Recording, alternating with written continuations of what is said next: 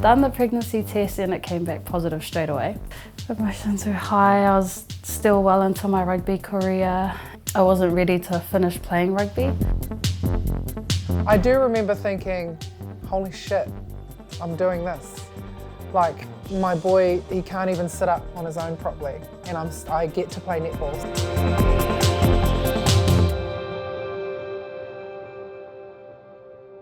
My big boy's only 3. I can't remember what my day looked like before children, because it feels like I've been a mum for like 30 years.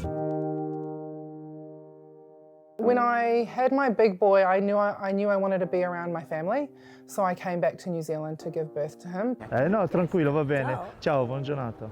It was a really interesting stage because I thought I wouldn't have Jim either. So he was playing for Italy at the time and trying to get to the Rugby World Cup. I had my boy and then I waited for his 6-week immunisations and I shot back to Italy with him. I think what I learnt the most about being away from everyone was how much I could do on my own. I have a very big family. There's 10 of us, so 5 sisters and 4 brothers. So there's kids all over the place. Everyone's got one, more than one, they're everywhere. We all know what to do with kids, but I never had one of my own, and obviously, and so it was a bit different, but I thought I was prepared for it all, but I wasn't. But because I was alone, as sad as it felt sometimes, I learnt on my own. And I think it made me like a really good mum, because I didn't have anyone to lean on, and I had to figure things out, and I had to just weather the storm.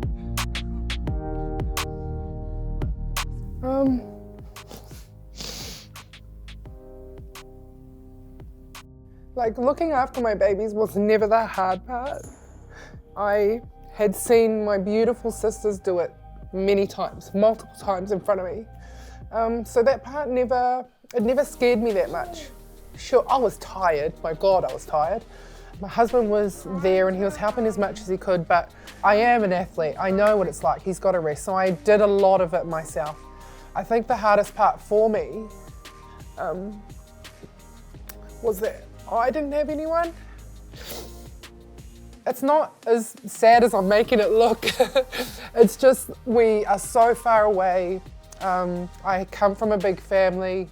We speak every day, but I've played netball my whole life, so if it wasn't my family, it was my netball family, and I went straight into being a mum on the other side of the world on my own. So to not have the people that know me deeply is probably something I will never get used to. I was overseas with the Black Ferns at the end of year tour. I played my first test match game, not knowing that I was pregnant at all.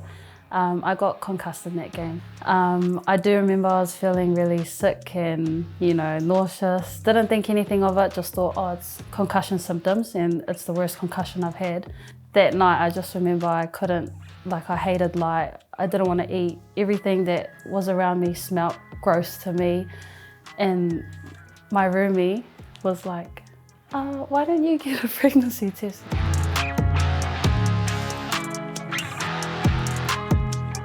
Done the pregnancy test and it came back positive straight away. But yeah, I just remember feeling so scared. I was scared of what coaches would think. I was scared of, what my parents would think. Emotions were high. I was still well into my rugby career and I wasn't ready to finish playing rugby. So I'd already had Sebastian, but coming back to play netball after Leo was a little bit of an accident. A very close friend of mine was coaching in England and she asked me to play. And so I said, you realise I'm sitting here pregnant? I told Jim and I spoke about it. He laughed at me, respectfully apparently. And then it was like, should we do this? And he's like, do you want to do it? And I'm like, I think so. The early stages of the twins was really hard for me and Tony. And those stages was when they weren't on a sleeping routine. So now that they are, it's way better for us now. You're so famous. Look at it. Look at this. How are you, babe? I wouldn't have been able to do it without Jim's initial laugh, because that drove me, that thing. I was like, are you like laughing with me because I'm giggling too, or are you laughing at me? Either way, I'm doing this now because you've annoyed me. Keep this nice and tight, keep it tight, raise it higher, suck the belly button in. So if we think about pregnancy, right, the biggest issue is abdominal strength, pelvic floor strength, and lower back. All right, so this part takes a whole lot of stretch. Everything gets really stretched, lengthened. So now after birth, let it take its natural healing process to remold, and then we got to slowly start strengthening those within reason.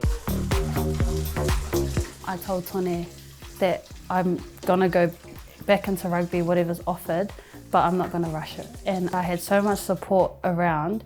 There were the Chiefs Manawa management supporting. I had Kate from the NZ Sevens. I think they made me more disciplined into staying on track. I mean, if I had to do my own exercises, I probably would have been going crazy and not listening to my body. But I think to have a program there and to have people, you know, listen to me and say, if you can't make this camp or if you can't do this training, then don't rush it. Everything felt different, my body felt different. My mind knew what it wanted to do, but my body just said no, thank you. You've got to understand how much trauma you've gone through. You've got to understand tissue healing. You've got to understand all those processes. Now that's all physical, right? But then you also got to understand the mental side of it, dealing with not being able to do what you used to do pregnancy or birth, because you're always gonna go back. If we know athletes, right? When they get injured and they start coming back, they get frustrated because they can't do what they used to do before the injury. I'm kind of like, don't change my program. I wanna do what everyone else does. But, you know, the NZ management, they're like, if you need to take a day off, take a day off. Like, we understand that you've got a life at home, you've got kids to go back home to.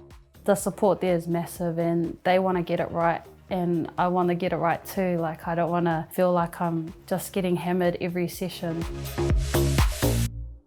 Just be patient with yourself. That's it. Before you know it, the time will fly. When I got to play my first game, and I remember it was in Surrey, I do remember thinking, holy shit, I'm doing this. Like, my boy, he can't even sit up on his own properly, and I get to play netball. I'm doing something pretty cool and iconic, and I'm happy with it. I just remember when I got on the field, it was almost like nothing to lose, game mode on, my family's here, my son's in the stands, even better. But yeah, it was a proud moment. What I've learned about myself the most since becoming a mum athlete, I think, is how much I do love my sport. I knew I loved my sport before. It changed my life. And yeah, I did love it, but I, for some reason, love it a lot more now. I think because netball was my world. It's not actually my world anymore. My kids are. I get to kind of shut the door from being a netballer, and my kids don't care how much I hurt, whether we won or lost, whether I shot 100% or 30%, they do not care, and that's my favourite part.